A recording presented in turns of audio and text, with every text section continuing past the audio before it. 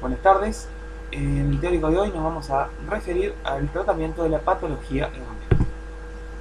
El tratamiento de la patología herniaria es esencialmente quirúrgico, pero este debe ir precedido de un tratamiento médico preoperatorio, destinado a llevar al paciente en mejores condiciones de cirugía y con el objetivo de disminuir el riesgo de recidiva herniaria. Es así que se aconseja la disminución de peso en los pacientes obesos, en parte por ser estos un mal terreno anestésico quirúrgico, dado el riesgo elevado de complicaciones respiratorias y tromboembólicas. Además, la escasa vascularización del tejido adiposo, típica de los pacientes obesos, predispone a las infecciones, siendo esto, junto al aumento de presión intraabdominal, consecuencia de engrosamientos y mesos y epiplones, característico de los pacientes obesos, ambos factores que influyen en el aumento del riesgo de recidiva herniaria. También se debe fomentar el cese del tabaquismo y la realización de fisioterapia respiratoria en aquellos pacientes POC y bronquíticos crónicos, así como también lograr una disminución de las secreciones respiratorias, por ejemplo con nebulizaciones preoperatorias. Se deben tratar eventuales lesiones de piel, así también como aquellas patologías que generen o que produzcan un aumento de presiones intraabdominales, como por ejemplo la patología prostática. La cirugía es la única modalidad terapéutica que permite la restitución anatómica y funcional del defecto parietal, siempre siguiendo el principio de cierre sin tensión, lo que se ha demostrado que disminuye significativamente el riesgo de recidiva herniaria, siendo esta recidiva de un 15% para el caso de herniorrafia y de 1% para el caso de las hernioplasties. Pero en la elección de la mejor técnica de reparación parietal se deberá tener en cuenta las características del paciente, por ejemplo la edad, las condiciones biocorregionales, principalmente las infecciosas, la experiencia del cirujano y la disponibilidad de recursos del centro.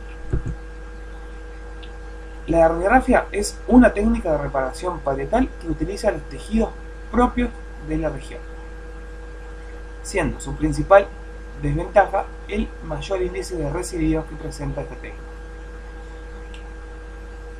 Por tanto, generalmente queda reservada para los casos en los que existe una contaminación peritoneal, por ejemplo, por resecciones viscerales, en el caso de una hernia estrangulada con un contenido intestinal no viable, o en el caso de infecciones de piel o del celular subcutáneo, ya que un ambiente contaminado contraindica la colocación de un material protésico bioreabsorbible.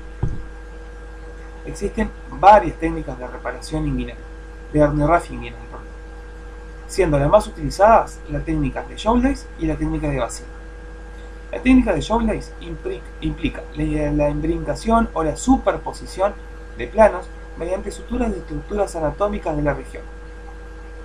Es considerada la técnica gold estándar para el caso de las reparaciones anatómicas o herniorrafia, ya que presenta el menor índice de recidiva de este tipo de técnica, siendo su principal desventaja la complejidad y lo difícil que es realizar el procedimiento. La técnica de Bassini implica la sutura del tendón conjunto a la arcada crural para el caso de las hernias inguinales. Como se observa en la figura de abajo, vemos que mediante puntos separados de material irreabsorbible se aproxima el tendón conjunto a la arcada crural. En el caso de las hernias crurales, Bassini describe la sutura o la aproximación de la arcada crural al ligamento de Cooper o a la aponeurosis del músculo pélvico. ¿Qué ventaja tiene la técnica? Su fácil y su rápida realización, siendo su principal desventaja el mayor riesgo de recidiva en comparación a la técnica de Jones. La hernioplastia se define como la reparación parietal con material protésico, o, si bien ya está en desuso, está descrito la reparación con material autólogo pero de otra región anatómica, mediante rotación de colgajos. repetimos que estos últimos ya están en desuso. ¿Qué ventajas tiene esta técnica? Ser fácilmente reproducible, presentar un menor riesgo de recidiva, ya que permite un cierre sin tensión y un menor dolor postoperatorio. Es por tanto que las hernioplastías deben ser consideradas la técnica de elección para en los casos de reparación parietal de coordinación. ¿Qué ventaja tiene desventaja tiene la técnica? El mayor riesgo de infección de la malla y un mayor incidencia de dolor crónico por atrapamiento nervioso cuando se está fijando la malla. Las mallas protésicas utilizadas están compuestas de material hidroabsorbible. Generalmente son de polipropileno. Estas sirven suplen la pérdida de sustancia y sirven de sustrato para la pared neoformada, ya que provocan una leve reacción inflamatoria y una intensa reacción fibrolástica. Las mallas de material absorbibles no son adecuadas para la reparación parietal, siendo consideradas en algunos casos puntuales en los que existe una contaminación abdominal, en los que no se puede aproximar mediante sutura simple los bordes de las estructuras anatómicas, pero permitiendo una solución transitoria, debiendo repararse el defecto parietal en diferido. Las mallas mixtas no se usan o no suelen usarse en reparación herniaria. En la imagen de abajo vemos una malla de polipropileno. La técnica más utilizada para la reparación de hernias inguinales es la técnica de Liston. La misma consiste en la colocación de una malla sobre, generalmente de polipropileno, sobre la pared posterior del canal inguinal, creando un nuevo orificio profundo. Esta se va a fijar a la espina del pubis, a la cintilla iliopubiana por debajo, al recto anterior por dentro y el tendón conjunto hacia arriba. Posteriormente se va a realizar la incisión en un sector externo, como se ve en la imagen, para la creación del nuevo orificio inguinal profundo. Lichtenstein también describió una técnica para las reparaciones de las hernias crurales, mediante la creación o la colocación de un plug de polipropileno o un cono que se crea plegando la malla, el cual se coloca dentro del anillo crural y se va a fijar mediante puntos separados a la arcada crural, al ligamento de Jim-Barnett, al ligamento de Cooper hacia abajo o a la aponeurosis del músculo pectíneo, como se muestra en la figura de abajo. También se han desarrollado últimamente técnicas de reparación herniaria vía video asistido. Esta técnica presenta como ventaja un menor dolor postoperatorio, un reintegro social y laboral precoz, siendo su principal desventaja el mayor costo que implica esta técnica, la menor disponibilidad y la necesidad de una curva de aprendizaje más larga. ¿Cuándo está indicada esta técnica? Bueno, actualmente se acepta que estaría indicada en hernias pequeñas, en aquellas recidivas herniarias que tras una reparación vía anterior y en hernias bilaterales. En la imagen vemos la colocación de los trócares para la técnica de transabdomino preperitoneal o TAP, triangulando siempre hacia el sector a tratar. Existen dos técnicas para el abordaje laparoscópico. La primera es la técnica transabdomino preperitoneal o TAP. ¿Qué ventaja presenta esta técnica?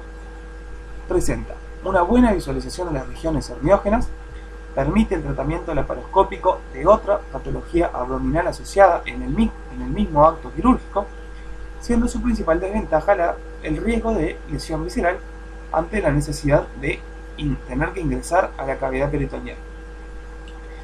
En la imagen de abajo y de la izquierda vemos el orificio inguinal profundo que se encuentra dilatado, Recordamos que por acá es donde van a emerger las hernias inguinales oblicuas externas, donde se encuentran medialmente los vasos epigástricos.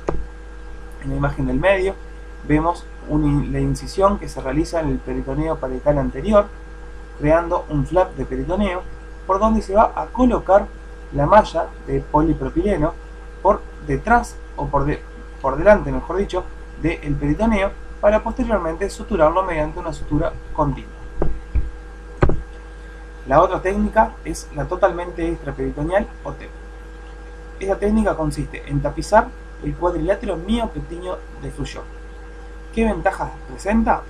No ingresa el peritoneo, por tanto presenta menor riesgo de lesión visceral, no requiere fijar la malla y presenta un menor riesgo de lesión nerviosa. ¿Qué ventaja presenta? Desventaja presenta la mayor dificultad técnica. En la imagen superior vemos cómo se observa el peritoneo que queda por debajo de la zona que vamos a tratar, y en la imagen inferior vemos una vista interior para el caso de la reparación mediante la técnica TEP en el caso de una hernia directa. Por último, debemos recalcar las dos principales complicaciones del abordaje videoasistido: la lesión de los vasos ilíacos externos localizados en el triángulo de la muerte, el cual se encuentra más interno, como vemos aquí abajo, y el dolor crónico por atrapamiento nervioso de los nervios de la región, es decir, los femorocutáneo y genitofemoral, los cuales se localizan en el triángulo del dolor, el cual se encuentra de manera más externa. Bueno, muchas gracias por la atención. Esta es la bibliografía recomendada.